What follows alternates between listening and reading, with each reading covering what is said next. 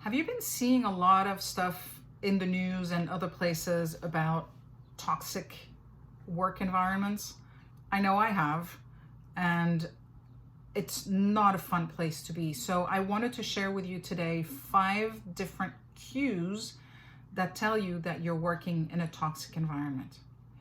So I'm Alex, your certified high performance and mindset coach. And like I said, today I really want to talk to you about what are 5 ways that you can identify whether or not you're in a toxic workplace. So the first thing is people trash talking each other. If you're not in an environment where people are being supportive, where they're demeaning the people that they work with, or they're trash talking about their manager, or their manager, worse yet, is trash talking them, then you know you're definitely in a toxic environment. And the sad thing is that if you hear people talk about other people, then likely they're talking about you as well, which is never a fun place to be. It's not a, it's not a conversation that you really want to engage in. So, pay attention to what people are saying around you and just understand whether or not there's trash talk going on. And I'm not talking about playful banter and things like that, because that happens within the corporate environment. I'm really talking more about demeaning or negative talk, or anything that doesn't build people up within the organization. So that's the first one. The second one is when you realize that your values are no longer aligned with the company values, that could create a toxic environment specifically for you. Excuse me. It doesn't mean that the company itself, the company's environment itself is toxic, but it may become more and more difficult for you to work in a place that is no longer aligned with your values. Or the company, for example, tells you, our people are our biggest asset, but then their action doesn't follow. And the amount of work that they give their people is just not sustainable. For me personally, I would consider that a toxic environment. The third way that you can tell whether or not a company culture is toxic is by what the leadership does. Does your leadership preach or practice what they preach? Is it a situation of do as I say, don't do as I do?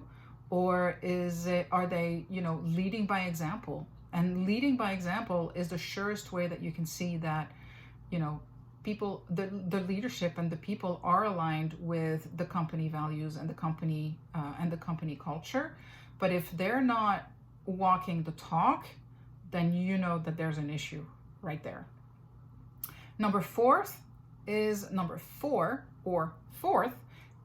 that the expectations that people have don't really match the reality. That can create a toxic environment, because if the expectation is that you are going to deliver this, but you have resources to deliver this, how do you bridge that gap when these expectations don't move, no matter how much you talk about how this is what you can deliver with the resources that you have? That's just not going to happen. And that can create a lot of friction. That can create a lot of disappointments, and that can make you just overall feel like, kind of like a square peg in a round hole kind of thing.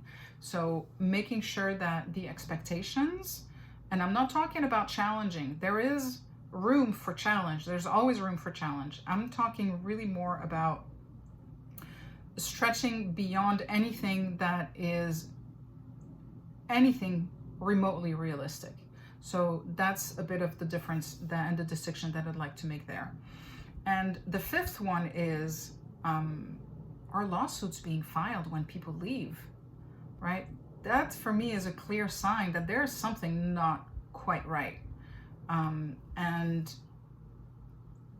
how those things are being handled says a lot about, the company culture and whether or not you're sitting in a toxic environment. So if you happen to be in a company where there is that type of environment, I would encourage you to think about what else could you be doing? What else should you be doing? Do you have a passion that you have set aside that maybe it's time to dust off the shelf and start chasing again. Maybe you feel stuck in that environment and you don't quite know where to go and how to move forward. I'd like to help you with that. I'm hosting a webinar this Saturday, March 19th at 11 a.m. Eastern Standard Time, and I'd invite you to come join us and to have a listen and maybe start exploring different possibilities for yourself. It's going to be an hour and a half. You're going to get some tools, you're going to get some new habits. We're going to hopefully have a great time, and I would love to know that you walked away with some tidbits that can make your life a little bit easier.